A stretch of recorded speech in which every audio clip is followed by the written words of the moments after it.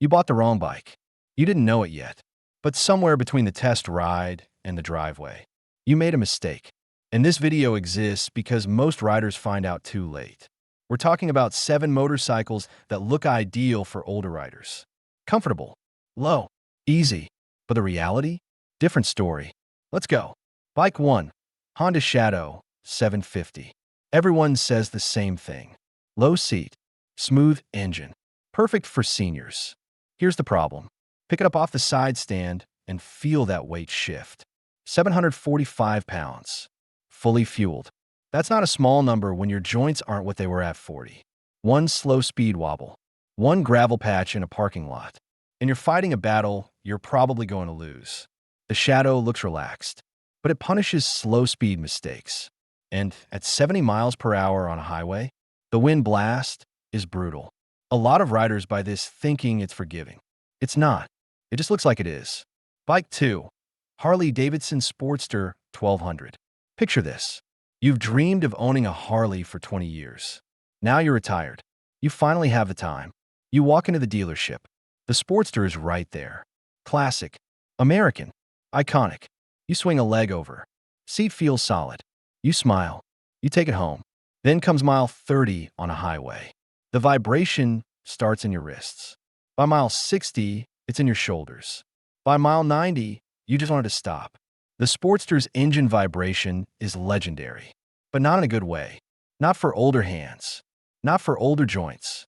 This is where people regret their decision. That dream bike becomes a source of physical pain. Every single ride. Bike 3. Kawasaki Vulcan 900 Classic. Low seat height. Great reviews. Reasonable price. Sounds perfect, right? Here's what the reviews don't tell you. The Vulcan 900 has narrow handlebars and a riding position that pulls your upper body forward. After about 45 minutes, your lower back starts talking to you. After 2 hours, it's screaming. Most senior riders aren't doing 20-minute loops. They're doing long weekend rides, road trips, open highways. And this bike makes long distances genuinely uncomfortable in ways that sneak up on you. It doesn't hurt at first. That's the trap. You don't feel it until you're 60 miles from home. And then you feel it the whole way back. Bike 4. Yamaha V-Star 650. This one gets worse the longer you ride. The 650 is marketed as a beginner and returning rider bike. Low to the ground. Light. Easy to manage. All true. But here's the thing most riders don't realize until it's too late. The engine lacks power for highway confidence. You're merging onto a freeway. Cars doing 70. You twist the throttle hard. And the bike responds. But not confidently. Not with authority. You're working hard. Revving high. Feeling exposed. For a younger rider, that's manageable. For someone coming back to riding after years away, that moment of vulnerability is genuinely unsettling. And on a motorcycle, unsettled is dangerous. Bike 5. Royal Enfield Meteor 350. Beautiful bike. Retro look. Everyone loves the styling. And honestly, it has a lot going for it. But here's the problem nobody talks about. Parts availability. Service network. Reliability under consistent use. If you're riding it 3 times a week and something goes wrong, how far are you from a dealer who knows this machine? For most riders, the answer is far. And at a stage in life where simplicity matters most, where you want to get on the bike and trust it, chasing down obscure parts or waiting weeks for service is a stress you didn't sign up for. The dream of the Enfield is real. The reality of ownership has teeth. Bike 6. BMW R1250 GS. Here's where it gets controversial.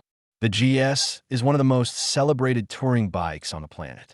Comfortable, powerful, feature-loaded, perfect for adventure. But look at the seat height. Tall, very tall. Even with adjustments, shorter riders are tipping on one toe. And that bike weighs 549 pounds. That's a lot of weight balanced on one toe. Most riders over 60 don't want to think about that at every single stop. Gas station, traffic light, parking lot entrance. Every stop becomes a small moment of anxiety. The GS rewards confident, physically capable riders. But the moment your confidence wavers, even slightly, that seat height becomes a daily negotiation you didn't ask for.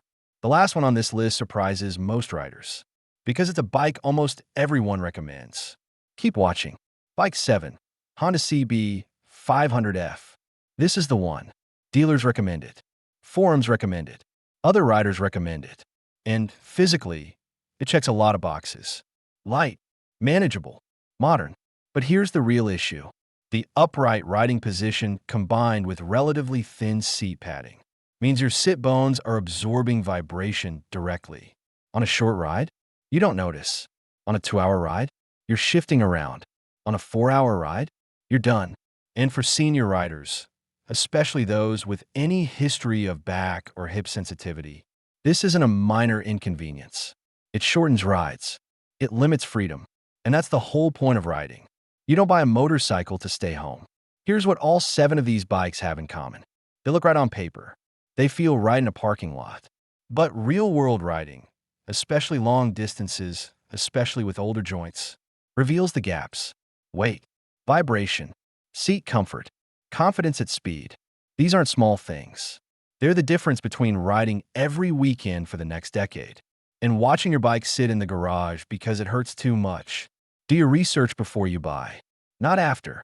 And if you want to know which bikes actually hold up for senior riders, long-term, real-world, no marketing spin, that video is coming.